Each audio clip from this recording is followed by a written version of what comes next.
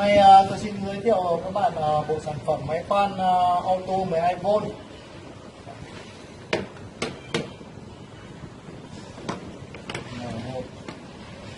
Đây, bộ sản phẩm này gồm có một hộp nhựa các bạn nhé.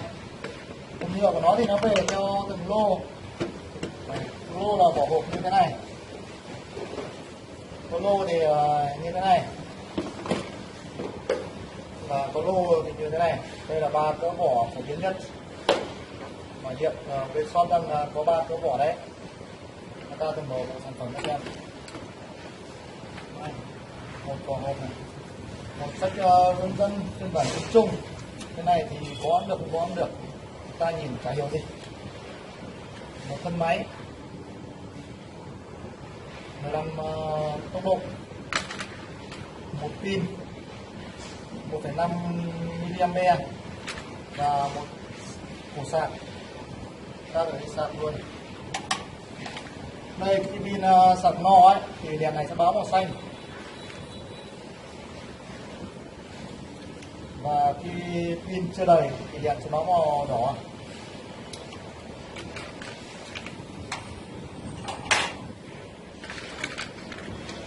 Lắp thử.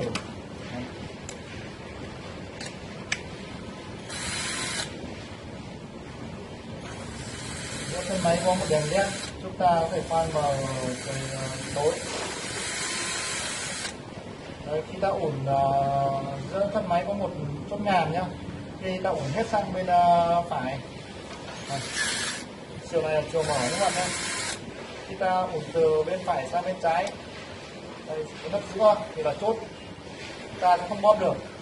Khi ta ủn thêm một từ bên phải sang bên trái một lần nữa thì là chiều mở, chiều vặn vào.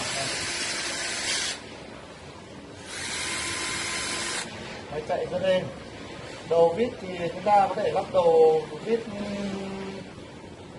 lớn nhất đến 10 mm các bạn nhé, tức là mũi 10 ấy.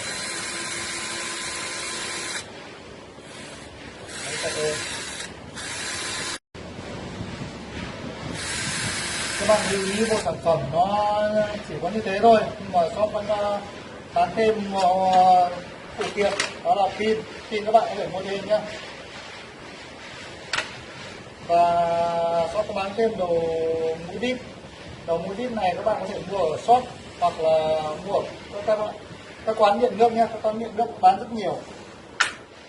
Và thêm nữa là bộ 20 mũi vít. Bộ 20 mũi vít này. 20 mũi vít này nó có 2 mẫu. Đây là mẫu 1. Đây là mẫu số 2.